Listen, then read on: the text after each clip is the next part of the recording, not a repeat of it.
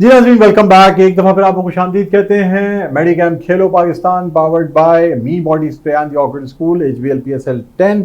मैं हूं आपका मेज़बान डॉक्टर बुलंद इकबाल। मेरे साथ मौजूद है मेरी साथी मेज़बान नसीम हमीद, और नाज़रीन हमारे साथ मौजूद हैं खालिद लतीफ़ साहब, इंटरनेशनल क्रिकेटर हैं। इसके अलावा नवीद ज़मीर साहब हमारे साथ मौजूद हैं, और हमारे साथ मौजूद हैं आमिर सरफराज साहब। लेकिन नाज़रीन, अभी हमें ज्वाइन किया है group managing director Medicam group of companies Junaid Khalil Nainital Wala साहब ने, जो कि वेटरन क्रिकेटर भी हैं। ओवर 40 ग्लोबल कप में बड़ी शानदार का इन्होंने कामयाबी हासिल की, और ग्रुप मैनेजिंग डायरेक्टर हैं मेडिकैम ग्रुप के।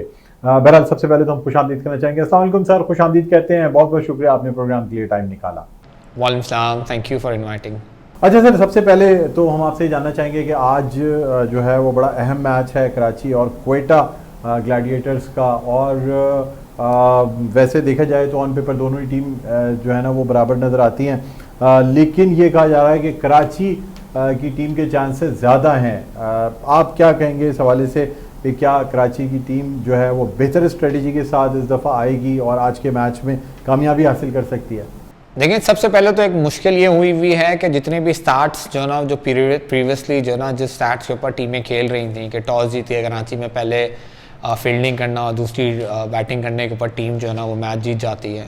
वो लास्ट मैच में लाहौर कलंदर ने जो ना बिल्कुल रॉन्ग जो ना साबित कर दिया। टॉस जीता, बैटिंग पहले की, और कराची की जो ना वो होम ग्राउंड में जो ना शिकस्त दे दी।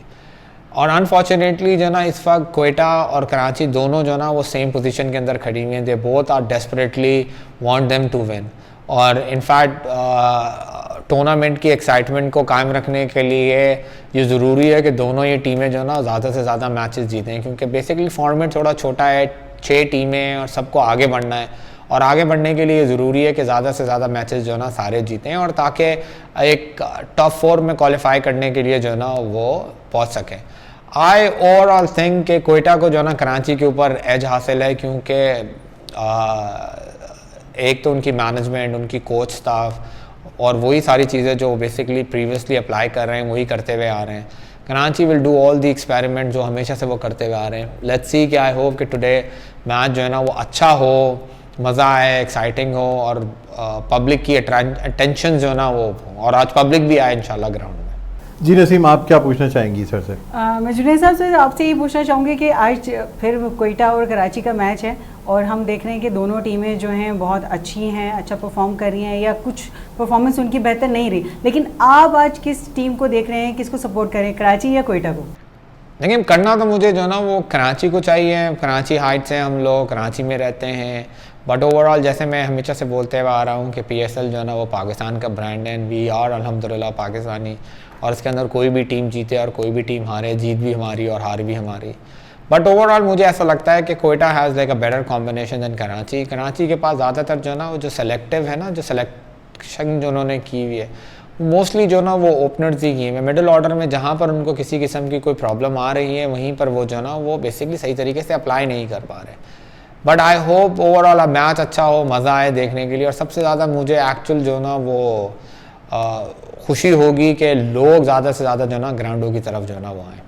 अच्छा सर, आज चूँकि हमारी थोड़ी सी जो गुफ्तगू है वो सरफराज अहमद के हवाले से भी हुई है, आप क्या समझते हैं, क्या सरफराज को इस वक्त जो है वो मैनेजमेंट में चले जाना चाहिए था, ग्राउंड छोड़ देना चाहिए था, या अभी इनके पास और भी टाइम था? हमने कई सीनियर प्लेयर्स देखे हैं जो वक्त के साथ साथ ख़ास तौर पे बैट्समैन जो हैं वो अपनी बैटिंग मजबूत करते हैं। सबसे ज़्यादा जो हमारे सामने बड़ी मिसाल है वो बहुत से ऐसे बॉलर्स हैं जो एज के साथ साथ अपनी बैटिंग इंप्रूव करके ऑलराउंडर बन जाते हैं, या बॉलिंग बहुत कम कर देते हैं और उसके बाद अपनी बैटिंग के सहारे टीम में जगह बनाते हैं और अच्छी बैटिंग करके टीम को जिताते हैं। आप नहीं समझते क्या इस एक्सपीरियंस और अब इस एज के साथ उनको मज़ीद अपनी बैटिंग को इम्प्रूव करना चाहिए था, मज़ीद अभी कुछ टाइम ग्राउंड में रहना चाहिए था? इस वक्त डग आउट में जाने का टाइम नहीं था, बल्कि कुछ टाइम और टीम के साथ खेलते, अगर कप्तान नहीं तो चले आम प्लेयर के तौर पे खेलते। क्या कहेंगे इस हवाले से? आई थिंक अभी बिल्कुल सरफराज के पास उम्र थी, but actually eight the end of the day it's basically a private franchise, और सारी फ्रेंचाइज बेसिकली यही कोशिश करती है कि वो अपना जो ना विनिंग कॉम्बिनेशन बनाएं। तो ओवरऑल मुझे लगता नहीं था कि कोयटा के अंदर, क्योंकि लास्ट ईयर से 2 साल से जो ना कोयटा ने सरफराज को जो ना वो कैरी भी किया था, और कीपिंग है तो उनकी किसी किस्म की कोई खामी नहीं आई थी, बट बैटिंग वो परफॉर्मेंस नहीं लेकर आ सके जिसके लिए वो जो ना वो जाने जाते थे। Overall I think it's a sad news, but at the end of the day हर एक जो ना उरूज को जवाल है, और I think this is basically the right time for Sarfaraz to take a proper retirement, क्योंकि unfortunately most of the Pakistani player की लेगेसी ख़राब ही जो है ना वो रिटायरमेंट के टाइम पर होती है। I think we should learn from McCullum example, किस तरीके से उन्होंने पीक के ऊपर अपनी रिटायरमेंट दे दी। We should take the example of Ricky Ponting, we should take the example of other people as well, कि वो किस तरीके से सही टाइम के ऊपर रिटायर हुए और आज भी उनका नाम जो है ना वो हिस्ट्री में जाना जाता है। तो आई थिंक सरफराज को भी यही काम करना चाहिए, रिंग से बेहतर यही है कि वो रिटायरमेंट लें और प्रॉपर तरीके से जो ना, ख़ासतौर पे कोयटा के साथ उनके बड़े अच्छे रिलेशनशिप है, फॉर द लास्ट 10 ईयर्स वो कोयटा के साथ अटैच थी है, तो आई थिंक कोयटा की मैनेजमेंट को फ़ायदा भी होगा और वो कोयटा की मैनेजमेंट के साथ अटैच भी हो जाएंगे। अच्छा सर, ये भी बताइएगा कि आप क्या समझते हैं कराची का जो मौसम है, आप समझते हैं कि आज के मैच में भी कराची का मौसम कोई इम्पोर्टेंट पार्ट प्ले करेगा? लास्ट टाइम आपने कहा था कि जी हवा चलते ही जो है वो सिचुएशंस डिफरेंट हो गई, जिस तरीके से लोग एक्सपेक्ट कर रहे थे कि शायद ड्यू की वजह से सेकंड जो टीम फील्डिंग करेगी उसे मुश्किलात का सामना करना पड़ेगा, लेकिन ऐसा नहीं हुआ। आप समझते हैं कि आज के मैच में भी जो है वो मौसम की वजह से डिसीजन आने में कोई तब्दीली आ सकती है?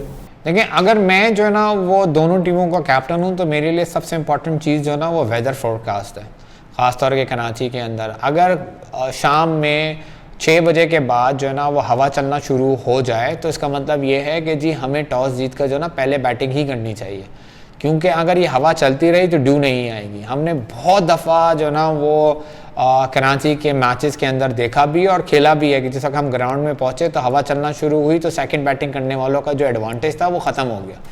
तो आई थिंक कि आपको जो ना वेदर फोरकास्ट पढ़ना चाहिए और इसी के लिए जो ना आपके टीम मैनेजमेंट के स्टार्ट्स जो ना वाले जो ना आपके साथ अटैच होते हैं, जिनका काम होता है कि वो आपको बेसिकली ना करंट इन्फॉर्मेशन जो ना प्रोवाइड करें। तो ओवरऑल जो ना वेदर इम्पैक्ट बहुत ज़्यादा होगा। अगर हवा चलेगी तो ड्यू नहीं होगी, तो उसके ऊपर हमें टॉस जीत कर पहले बैटिंग करनी चाहिए, और अगर हवा चलेगी तो हवा नहीं चलेगी तो ड्यू होगी, उस पर हमें टॉस जीत के सेकंड बैटिंग करनी चाहिए।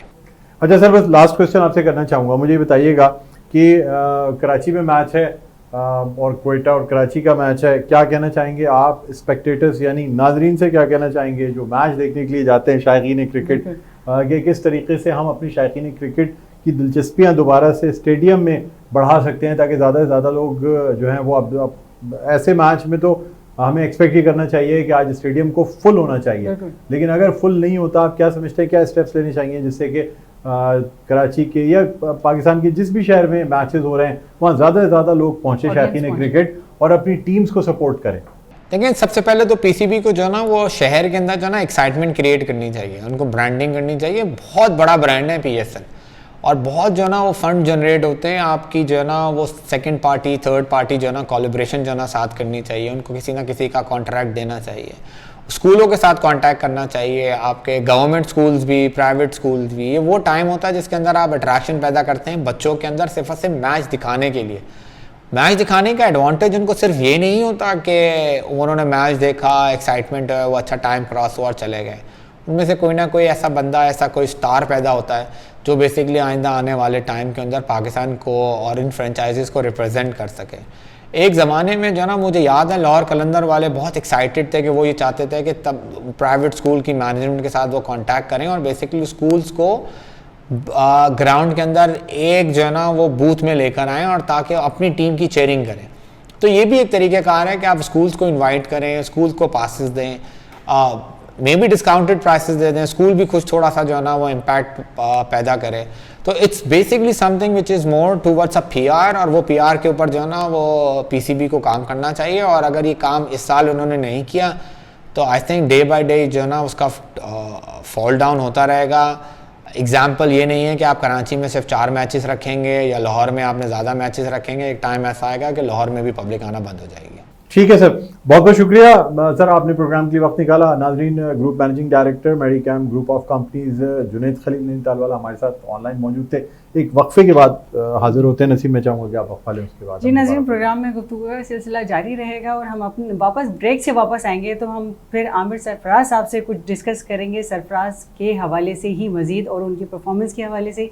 मिलते हैं छोटे से ब्रेक के बाद।